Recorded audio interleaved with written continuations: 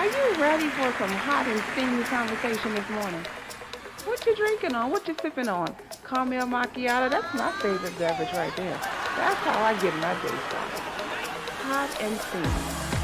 My mother and I had a fantastic relationship. This is Steven, and I just wanted to share. You should always be in a place where you're celebrated. Life is too short to stay somewhere and tolerate it. If you cannot help a person, don't hurt them, especially with women. Always just whole essence is to bring out the best in other people. Something that touches other people, and that's what your show does. It doesn't. It's not just conversation as you started. It actually has a purpose.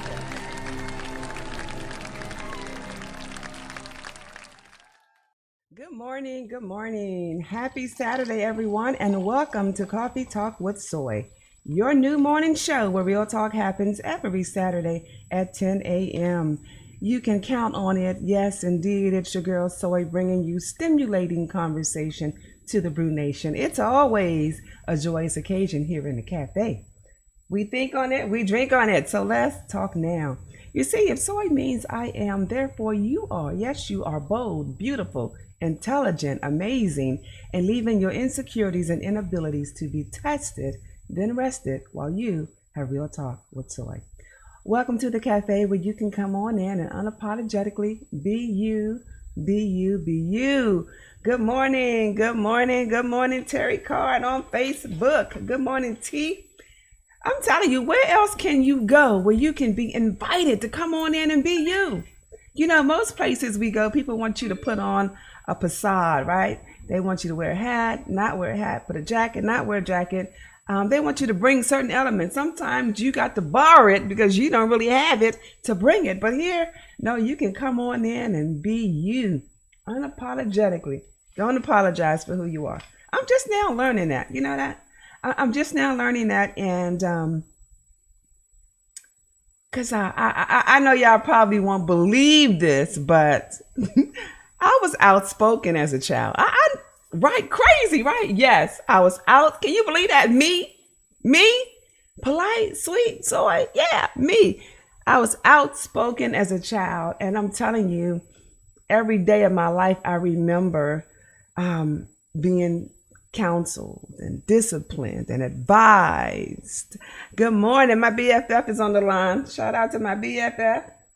Of 40-something years. She's hanging out with us in Facebook. I know she's on the line because I'm talking about black art. She's an art collector, and I'm not even going to tell y'all how she just got paintings all over her house. Not even on the wall, but in corners and in closets and cabinets and storages. You know, she's an art collector. She is an admirer of fine art. So good morning, Kim. So you won't believe that I was outspoken as a child, right? I was outspoken, and I remember being told every day that it's not what you say, it's how you say it. It's how you say it. It's how you say it. And so I had to learn how to say things to people that I can still get my point across. Not that I'm biting my words, but I would have to sometimes adjust my tone. I would sometimes have to change when I said those things and generate or create a space in which to say it, because just because we feel it don't mean it's always the right time to say it. And I think that sometimes we think that because we become to a place where we are adults, you know, you feel like, well, I'm grown, I can say what I want to say. You know, and I tell my children this all the time. Being grown is not really being able to say what you want to say.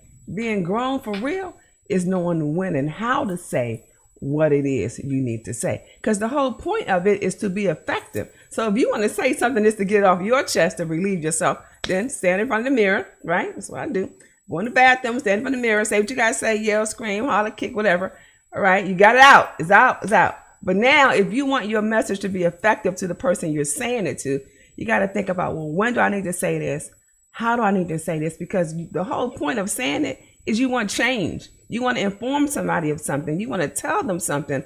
And so you want to be cognizant of when and how you do that. Because if they don't receive it, you wasted your damn time. For what? So, Toastmasters 101, we ain't gonna go there. But I got a lot more to say, and I got a lot more to share. And I got some amazing people hanging out in the studio with me this morning. So our title today, y'all, is you see, I'm wearing it. I'm wearing it. How often do I get to wear the title of the show unless it says Coffee Talk with Soy? Y'all need to send me some more product. Y'all need to send me some more T-shirts and well, I can only drink out of my mug, but do send me some more T-shirts, y'all. And you see these cute little mugs, Coffee Talk with Soy? They're going to be available for sale coming up soon. We generally do holiday promotions, and so we're going to be selling some more pretty soon. You see that? Drink with me, right? So when I say, let's talk now, y'all can be ready, right? You raise your mug, we can toast, and we can get it in. Speaking of getting it in, I'm getting in some ginger tea this morning. So it's delicious. You know what? I think I probably should have like a mug warmer. Is there such a thing as a mug warmer where you could, I can sit my mug down, or somehow I can keep my beverage hot? I wonder if that exists. I have to get on Amazon today and find out, because that would be a great gift, right?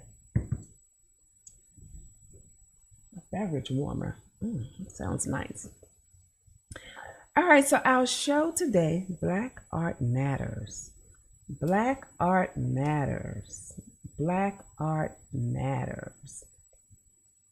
Here's what I want to share with you all about Black art. Art, right? Art is a diverse range of human activities involving the creation of visual, auditory, or performing artifacts, which express the creator's imagination, conceptual ideas, or technical skill intended to be appreciated primarily for their beauty or emotional power. Art is something we do, a verb. Art is an expression of our thoughts, emotions, intuitions, and desires, but it is even more personal than that. It's about sharing the way we experience the world, which for many is an extension of personality. It is the communication of intimate concepts that cannot be faithfully portrayed by words alone. And because words alone are not enough, we must find some other vehicle to carry our intent.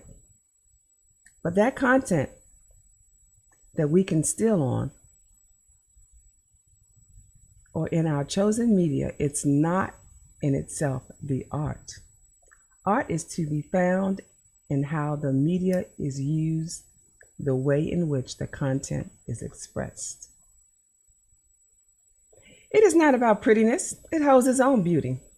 Beauty is rather a measure of effect, a measure of emotion.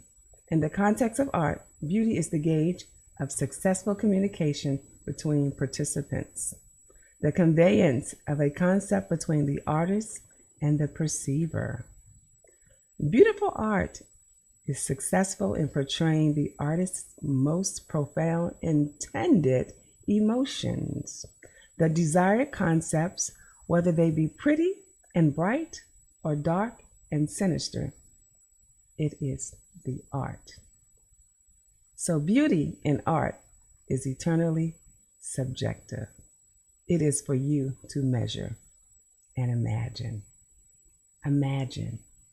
Imagine. Imagine a 17-year-old female student being challenged with a task or assignment in high school. And that challenge produces something in her that she didn't even know exists. We're going to find out more about her in a quick minute.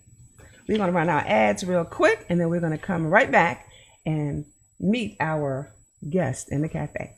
We'll be right back.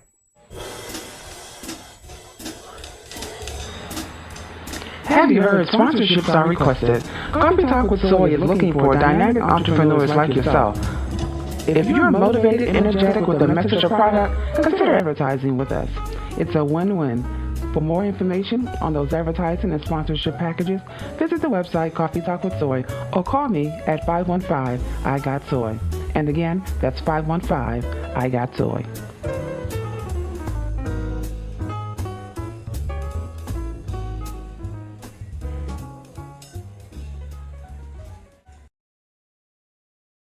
All right, y'all. In the cafe with me today is an amazing young woman, and I want y'all to support this young woman and listen to her and hear her. She is from a generation, right? Generation Z is where she's from because of her age, and she's right here in the Atlanta area. So I'm going to welcome you and introduce to you all little Miss Tiffany Graham. Good morning, Tiffany. How are you, dear? Good morning. I'm good. How are you?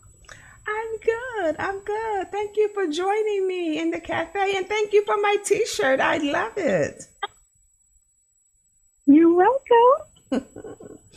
All right. As I said earlier, you all, Tiffany is 17 years old, so therefore, I have her parent in the wing. You know, I'm abiding by the laws, and since she is a little bit under the age, I have her dad here. So we also want to welcome Terry Graham to the cafe. Good morning, Terry. How are you? Good morning, Soy. It is great to be here.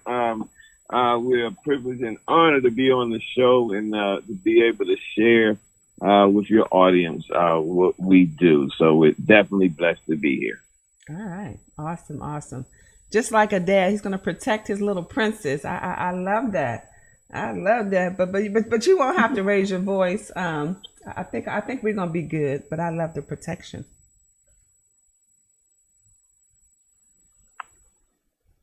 So Tiffany, I have been No doubt. Okay, Dad. So Tiffany, I've been looking at your artwork, and I've been admiring what you've done, and I can't wait for you to share how this all came about. But before we do that, let's share with the audience just who you are. Who is Tiffany Graham? Where do you live? How many siblings do you have?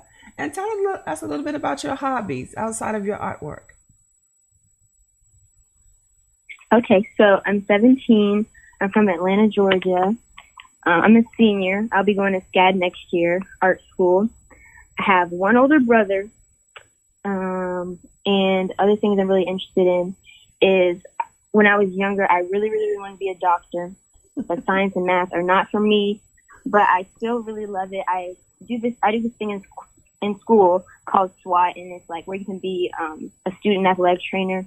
And last year I did the winter season, and I was the head athletic trainer that season. So yeah, I love all things medicine, even though I'll never do it. Love music, love art. But yeah, I really just love painting and medicine. Oh, I think that's a beautiful time of your life where you can play and sample different things, and that's why I think it's good for students to do all kinds of things. And parents, we really shouldn't listen to our kids when it's like, well, I don't want to do that. I don't want to do that. Try it one time, because you never know what that experience may be, or what may wake up something in a child. So I really am a fan of having them to just try a number of things just to see what they like and what they don't like. So kudos to you for doing that. So tell us, when was the first time you picked up a paintbrush? I think I was about 6 or 5 years old. I asked my parents over and over, I wanted this little paint set so bad, and I would paint all sorts of stuff, and I just leave them around the house. I loved it so much. It was terrible, but I just loved it. Mm-hmm. And Dad, what did you think about her art at that time, at 5 years old?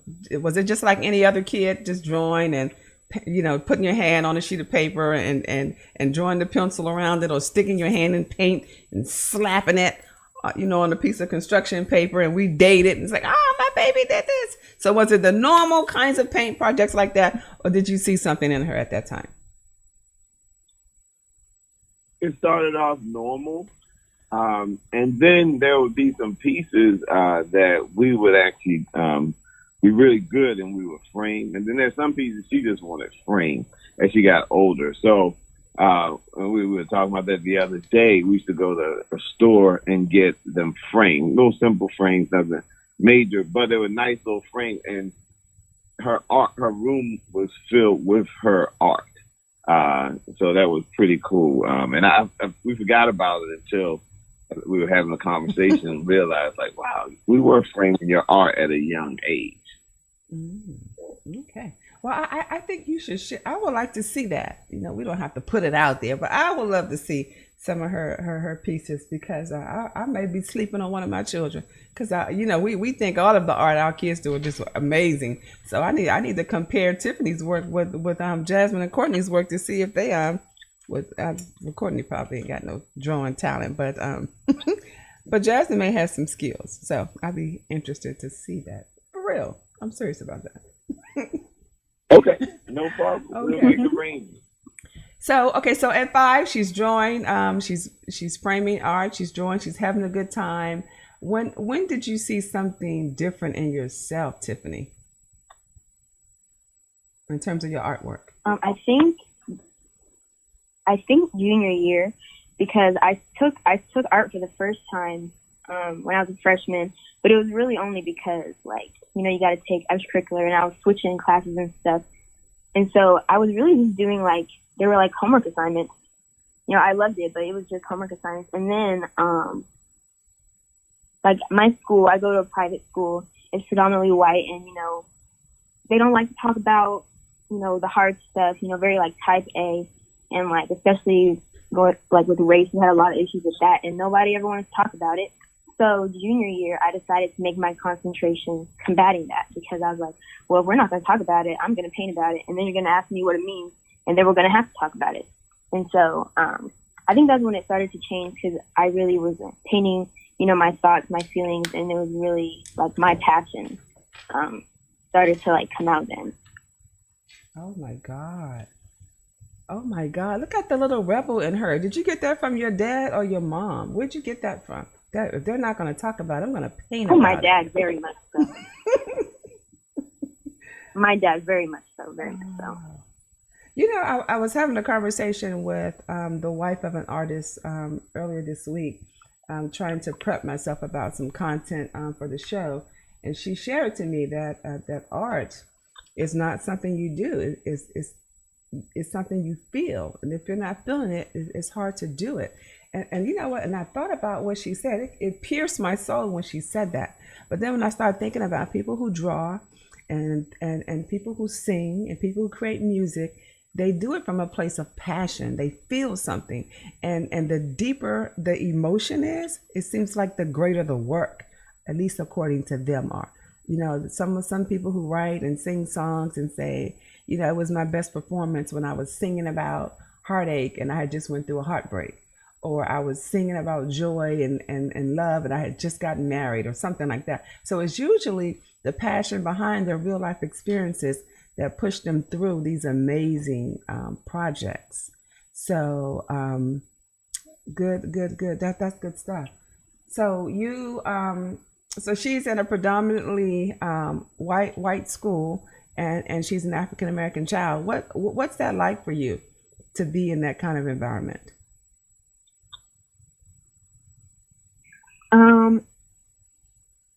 How do I explain it? It's just there's nothing wrong with it, but it was just, me and the other black kids in my class, we always stuck close together. And as we grew up and we realized that, we were different than the people that were around us, we realized there were issues in the world, and there were issues with the people around us. But the thing was, nobody wanted to talk about it because, they can't, resonate with those ideas and, the things that we can.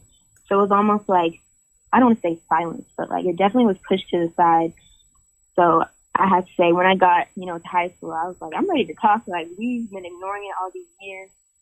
And, because you want to, fix it. You want to let it out. And me and my friends, we always, felt so, closed off, and we had to hide who we were and, not talk about, the real issues.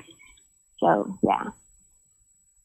That's, I admire you for being brave enough to share that with me on the air, and I really admire you for standing up, in your social settings to be heard, to show that you are just as important as the other students in your school.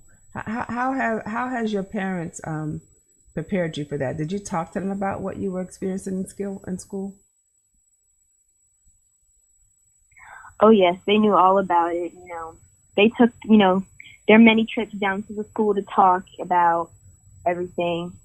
And I don't know, I feel like it was just kind of an ongoing kind of like battle we've had over the years, because I've been going to school my whole life for 13 years, since kindergarten.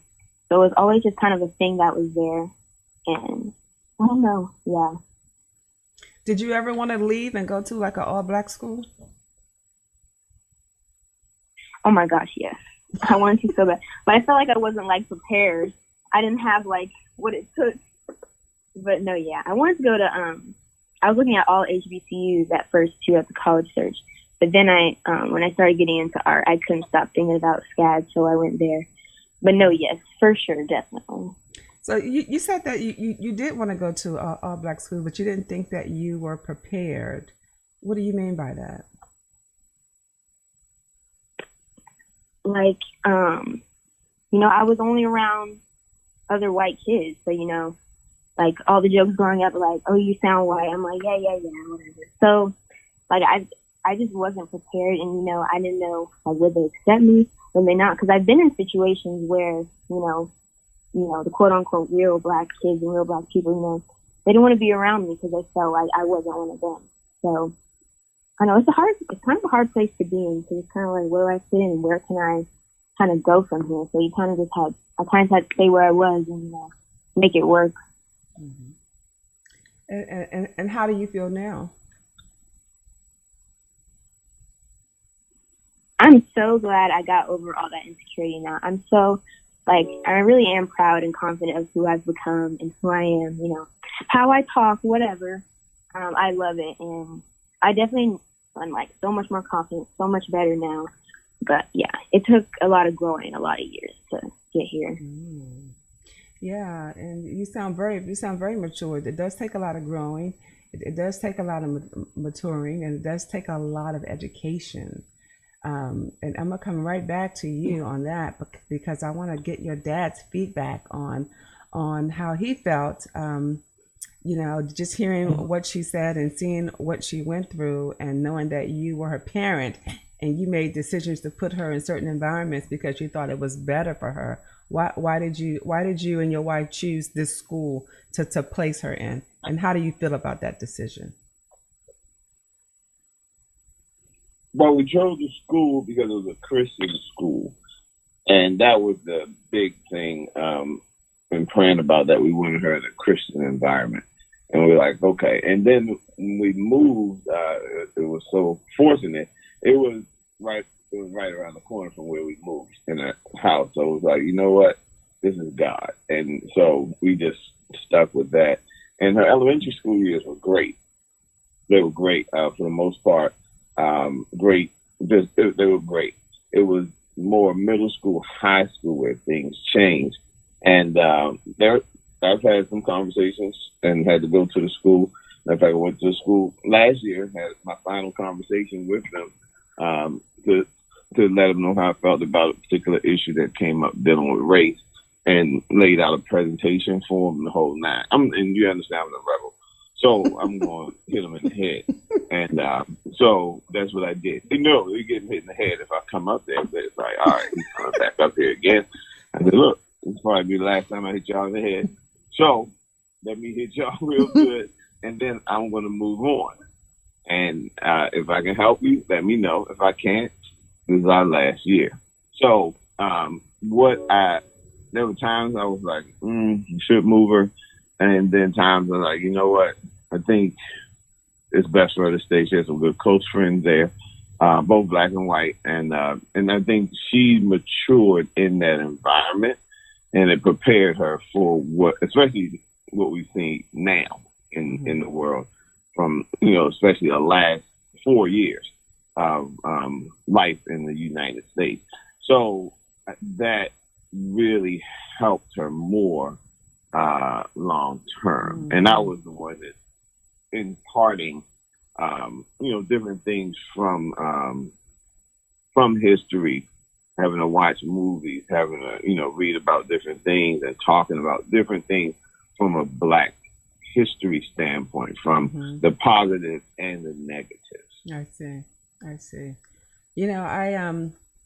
I think that just listening to you and just going back to when you said that, you all wanted her in a Christian school, and with the convenience and everything that played out, and that school becoming the choice, how you saw God assisting you with that direction.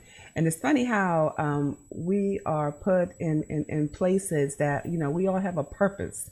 And what if, it was designed for her to go there? Because in order for that school to change and to accept Black people and be more understanding to our culture and our way of life, you would have needed someone with that kind of disposition to be able to speak to them, to get them to see the error of their ways to change.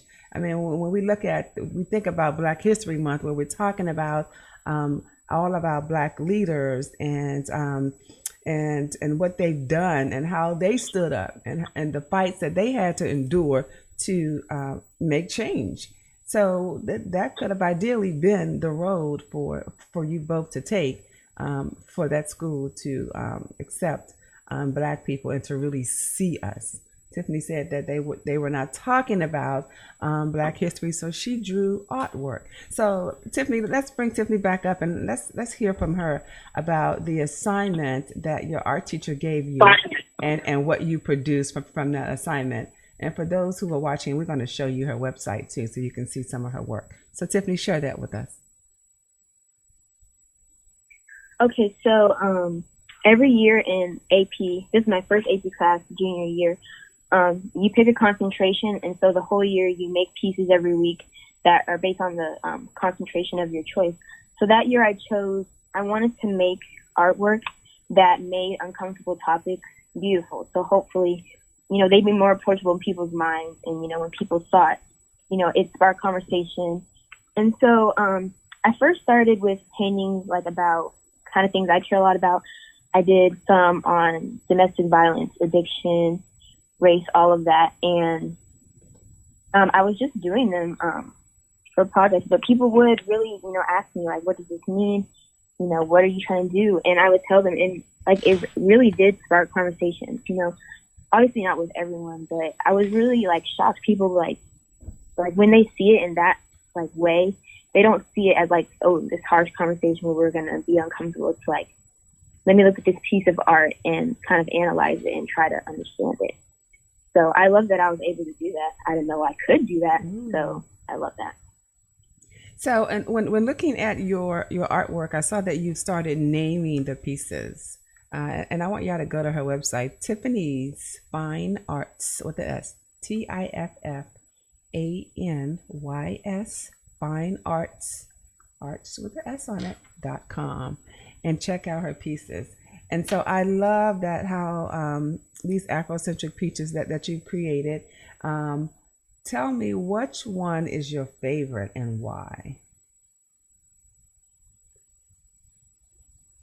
I have two favorites. I think my main favorite was The Beauty of Blackness.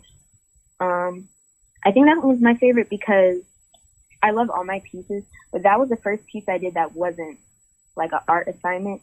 I really just was feeling a ton of emotions and I just painted it. That piece is actually based off the movie Queen and Slim, the composition of it. Mm-hmm. And the meaning really just is Black is beautiful. I painted it when the Black Lives Matter movement really was going off. So I got a lot of inspiration from that. And I just wanted to show that Black is beautiful and we're going to take over the world one day, and the world just needs to be ready for that. All right then. Okay. Tiffany, have you ever been engaged in a piece of your work that made you emotional? Made you really emotional? Have you gotten there yet that it either made you really sad, where you almost cried through it, or made you really happy? Have you experienced that with one of your pieces yet? I think the one I've experienced the most with is Brother Bless. That was actually the first one of I guess the kind of series of them was. And because that one was, it was actually, I did it for an assignment, but then literally a week later, a few weeks later, the George Floyd situation happened.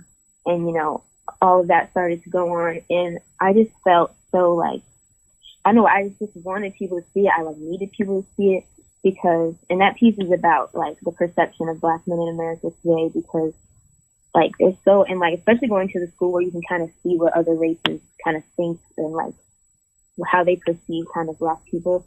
Like they're so like marginalized and they're put in these groups and these boxes, and they're like, well, like all they're gonna be is grow up and be, you know, deadbeat dads, you know, gangbangers, whatever. And that's just not true. Like Black men can be anything and are being anything they want to be. And so yeah, that one was really emotional to me because it was just a time where the world was really struggling and Black men were just not being treated the way they should have. And we're still going through that, but yeah. Brother Blessed. Y'all check that out. Brother Blessed. Brother Blessed is on our site. Dad, what's your favorite piece? If you have one. The same two. Brother Blessed and Beauty of Blackness. And Brother Blessed, that one, I looked at it, I was like, all right, that's interesting. And she brought up two pieces that really jumped out at me, Brother Blessed and Lady Butterfly. And that's when we started the art business. And I said, we just started with those two pieces. And then, of course, she built. But when I started looking at it and I saw myself in it, and it was just like, wow. And it was just like, wow, I see, and this was like, wow, I see, this is powerful. And then the more I paid attention to it, I understood it. And then she explained it to me, and because we had to do a write-up on it. And so she explained it to me, and I was like, wow, okay. And then, which you can't, it's hard to see, but the thing that got me and why it's named Brother Blessed is because she drew a tattoo, face tattoo, and had blessed. And I was sitting there just like, wow, I get it. So, and I started understanding the meaning of that piece more with the explanation, and I appreciated it more. So those two, the same two pieces. And probably because we're more like, I poured into her for years. And it was as long as she was probably like, I'm only a child. Why are you telling me all this Black stuff? I needed to pour because it was like, I'm reading. I need to pour into you because you need to understand the different things and how race is going to affect your life, and then of course the world then gave us all types of lessons. Of course, the beauty of Blackness. That one, because it was one of those beautiful pictures, and two, it just was so hard, and not hard in a bad way, but just like, I'm Black and I'm beautiful. That, and then it just was like, those two. One of the things I noticed in the artwork that I've seen, and Tiffany, you can help explain this to me. It's not just. It doesn't seem to be what it appears to be. It seems to be like there's different shades in the artwork. You look from different angles, you see different colors. So it's kind of like things aren't really what they may appear to be. How do you describe that in art? And is what I'm seeing actually what you intend to portray? That actually is exactly what I was trying to do, because, you know, with the topics that I would paint about, they're really hard. So I needed something bright. Because when you look at it, it's like really colorful. There's a bunch of stuff happening. And you're like, oh, that's cool. But then when like you actually might read it or might tell you what it is, you're like, wow, that's like really deep. So I don't want it to look like how hard it is. So in art, it's kind of, I would describe it as like more of a more semi-realistic kind of pop art, because it is really bright. There's lots of neons and stuff. And so, yeah, that's exactly what I was trying to do. Oh, so listen, so that was a success. So, right, someone who's not as experienced in art was able to understand. I'm proud of myself. I'm proud of myself, and I'm so proud. I'm so proud of you. I'm so proud of you, and I have enjoyed having you in the cafe. And before we close out the show, Tiffany, what do you want people to know and remember about you and your artwork? I think above all else, I want them to remember the meaning or remember how they felt about it. I want my art to spark, thoughts, emotions, because my heart is really in all these pieces. My thoughts are in it, my opinions, my emotions. So when someone likes it, or even when they're like, oh, I just love that color you use, it means so much to me because it's really my mind that are in these pieces. So I really just want people to love it and be able to find themselves in it. Because then that means they're connecting with me, they're connecting with my emotions, my thoughts, and everything. So, yeah. Well, I think that I think you'll be very successful. I encourage you to keep going with it. You have a great support system with your parents supporting you. And as I've learned over the past week, and I'm sure you know that art is about how you feel. So keep putting it on paper, and we'll keep supporting you. So her website is posted, and she also sells products. Her website is Tiffany's Fine Arts, Tiffany's with the S, Fine Arts with an S.com. She also has products that she sell as well. One of her shirts, Black Art Matters. I'm wearing it today, so thank you. Thank you. And I'm showing my support. I'm going to put my best friend on blast, Kim Petterway. She is a art collector. She loves art, and I knew she would enjoy the show. And I'm sure that you will find that she would support one of your pieces. She's such a fan of Black art. So, and she has her own thing that she does to help artists as well. So I'm sure she's going to reach out to you. Good morning, everyone. Before I say my farewells, let me just thank my guests for being here with me in the cafe. I really appreciate you, and I'm wishing you well. Thank you, Terry, and thank you, Tiffany. Thank you so much for having us. All right, it's been awesome. All right, y'all. So if you want to check out some of Tiffany's artwork and support her with purchasing a piece of her art, she has some amazing things on her website. You can check those things out there, t-shirts, phone covers, and all that. Do check those things out. Now, for all of you who are entrepreneurs, you know, I am being challenged and challenging you all to join the grind. We are working tirelessly on the back end to produce and present a support system for entrepreneurs. So if you are struggling with anything in terms of looking at mapping out how to take your business to the next level, I encourage you to sign up for the grind. Get in now. Sign up to get information. You can go to the website, coffeetalkwithsoy.com, and visit the Contact Soy form and put in there that you're interested in getting more information about the grind, which is going to be our entrepreneur resource tool, and it's going to be an amazing group of people. So don't miss out. Don't miss your blessing. And also don't forget to visit the website to solicit it's free advertisement. It's a business card there. It's free for you to use and advertise your business here. So go to the website and put in your name information in the contact soy form is where all of that goes down. If you want to sign up for the grind, or you want to be listed in the business directory, or you may want to be a guest on the show. That is how you go about making that happen. So don't forget to do that. Subscribe to the channels and share this information with other people. Each one teach one, each one reach one, and this is how we grow with a community such as this.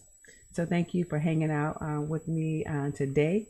I encourage you to keep sipping on something hot and share those recipes with me, y'all. I'm always looking for new recipes, and I'm also looking for a coffee sponsor, so that should be coming up soon. But Listen, y'all, I want y'all to go out there and be great. Make something happen with your life. Don't wait for something to happen. Okay, don't wait for something to happen.